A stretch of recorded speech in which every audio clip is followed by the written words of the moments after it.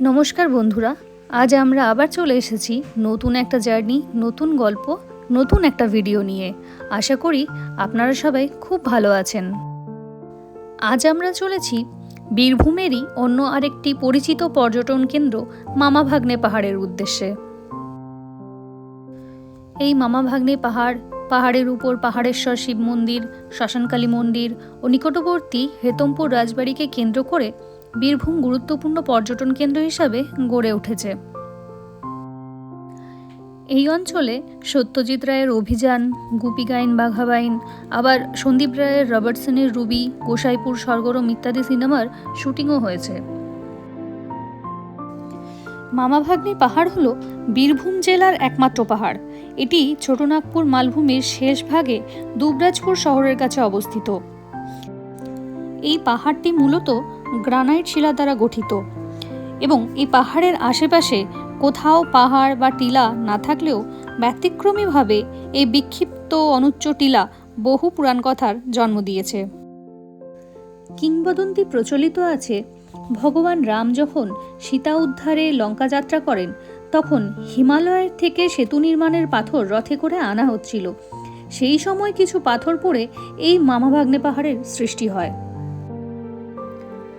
আবার অপর একটি পৌরাণিক সূত্রে জানা যায়, দেবতা বিশ্বকর্মা মহাদেব শিবের আদেশে দ্বিতীয় কাশী নির্মাণ করেছিলেন এক রাত্রির মধ্যে। সেই সময় পড়ে যাওয়া পাথর থেকেই সৃষ্টি হয় এই পাহাড়।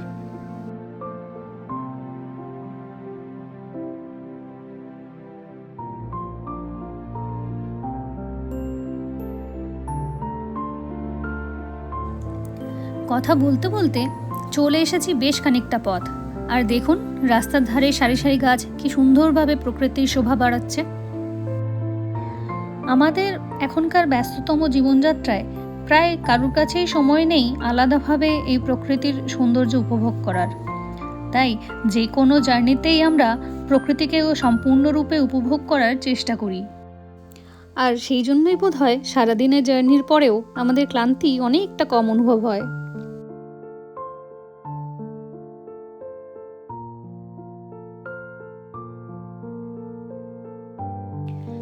আমরা চলে এলাম ইসিএল এর ঝাঁঝরা কলোনি। আমরা এই ঝাঁঝরা হয়ে পাণ্ডবেশ্বর হয়েই চলে যাব দুবরাজপুর।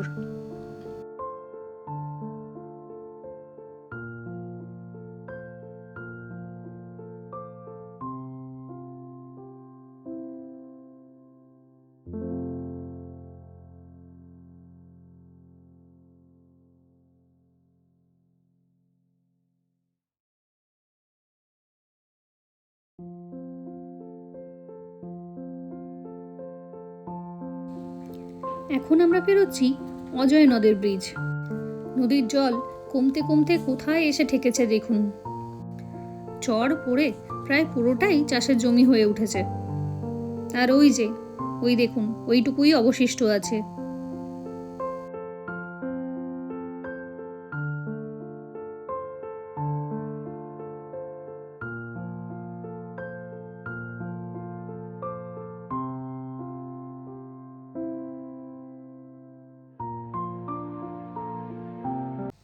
এই অজয় পেরিয়েই আমরা চলে এলাম বীরভূম জেলায়।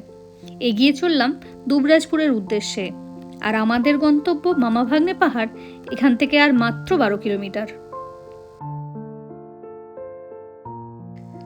বাড়ি থেকে সকাল 9টায় বেরিয়ে যখন এখানে পৌঁছালাম, ঘড়িতে তখন বেলা 11টা। আর এই যে রাস্তার ওপাশে দেখছেন গেটটা, এটাই হলো ভেতরে যাওয়ার মেন গেট। তো চলুন এবার ভেতরে যাওয়া যাক।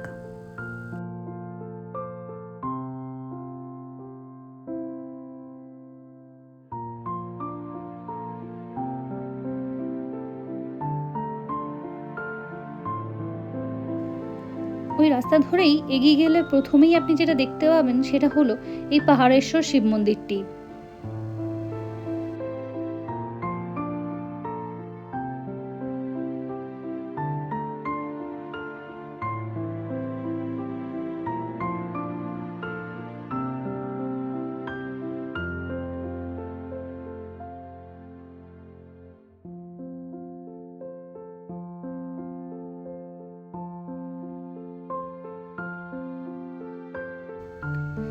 জাগ্রত এই মন্দিরটির আকর্ষণীয় বিষয় হলো এখানে বিশালাকার দুটি পাথরকে ভগবান শিবের প্রতিকৃত রূপে পুজো করা হয় এবং স্থানীয়দের মতে এই শিবলিঙ্গটি প্রতিনিয়ত এক তিল করে বেড়ে চলেছে।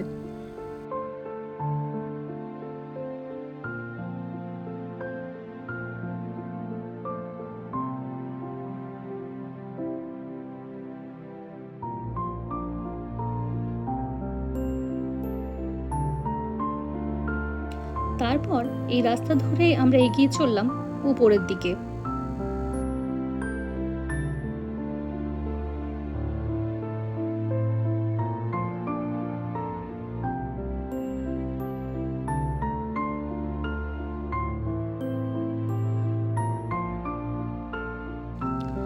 দেখুন, পাথরগুলোকে দেখে মনে হবে কেউ যেন খুব সযত্নে সাজিয়ে রেখেছে এদের।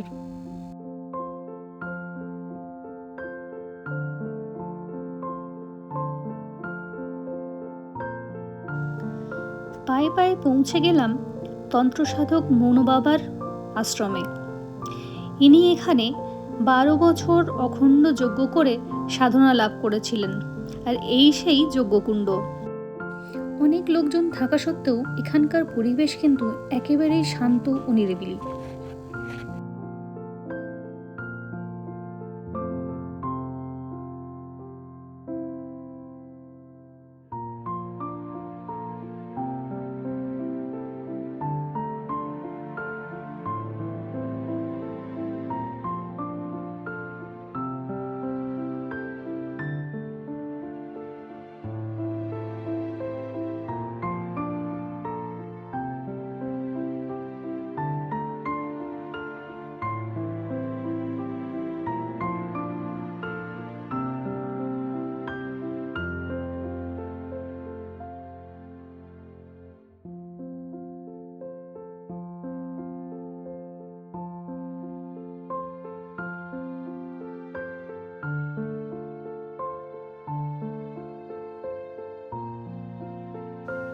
এই কয়েকটা সিঁড়ি উপরে উঠলেই আপনি দেখতে পাবেন শ্যামাঙ্গী কালী মায়ের মন্দির।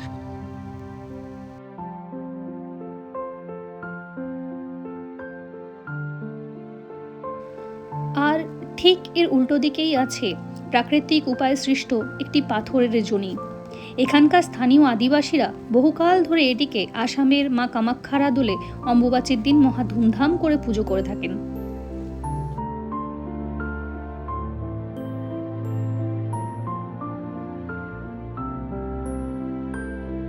আর এর ঠিক পাশেই আছে সেই বিখ্যাত মামা ভাগ্নে পাহাড়।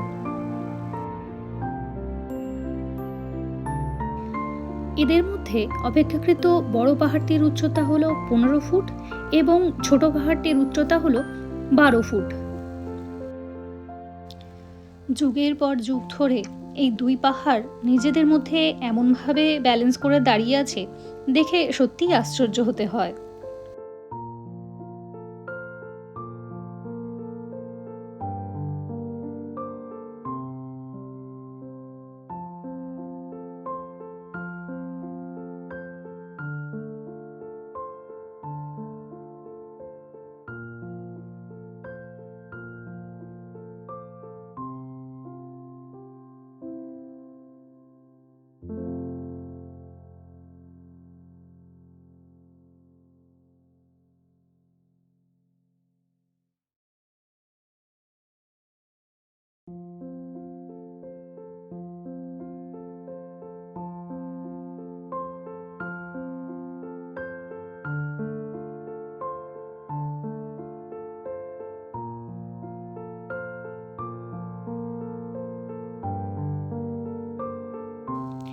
বেশ খানিকটা সময় এখানে কাটানোর পর আদিবাসী গ্রামের রাস্তা ধরে আমরা এগিয়ে চললাম শ্মশানকালী মন্দির ও গঙ্গাকুণ্ড দেখতে।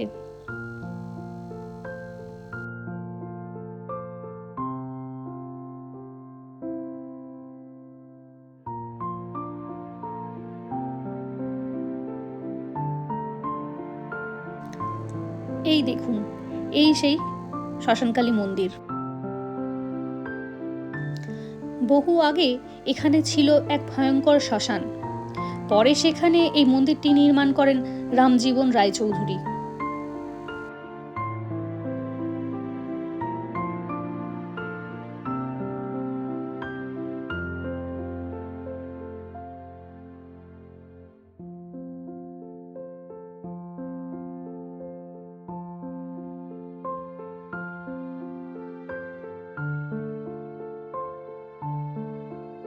আর কথিত আছে, প্রখর গ্রীষ্মে যখন আশেপাশের সমস্ত এলাকায় প্রচণ্ড জলাভাব দেখা দেয়, তখন আশ্চর্যজনকভাবে এই জায়গায় মাত্র কয়েক ফুট নিচেই অফুরন্ত জল পাওয়া যায়। তাই স্থানীয় মানুষেরা এই স্থানটিকে বলেন গঙ্গাকুণ্ড। এরপর আমরা বেরিয়ে গেলাম হেতমপুর রাজবাড়ির উদ্দেশ্যে। মামা ভাগ্নে পাহাড় থেকে এই রাজবাড়ির দূরত্ব ওই 4 কিলোমিটারের কাছাকাছি।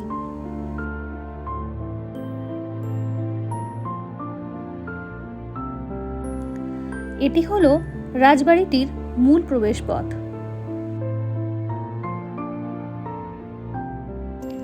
1905 সালে এই রাজবাড়িটি তৈরি করেছিলেন মহারাজা রামরঞ্জন চক্রবর্তী।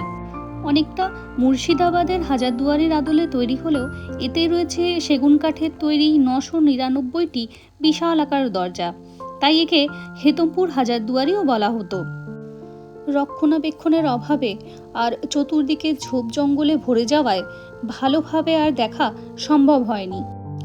ঠাটবাট নেই রাজ্যপাট, জীর্ণ রাজবাড়ি, তবুও এখনো যেন ইতিহাস কথা বলে রাজবাড়ির ছাদ, খিলান, কড়িবর্গায়। কত স্মৃতি, কত ঘটনা, কত ষড়যন্ত্র, কত আচার অনুষ্ঠানের সাক্ষী এই রাজবাড়ি।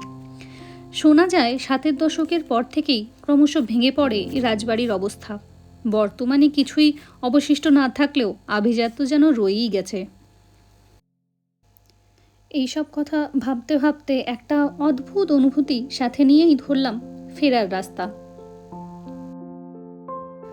দুধারে সবুজ গাছগাছালি ভরা রাস্তার মনোরম দৃশ্য মনটা কিছুটা হলেও হালকা করেছিল।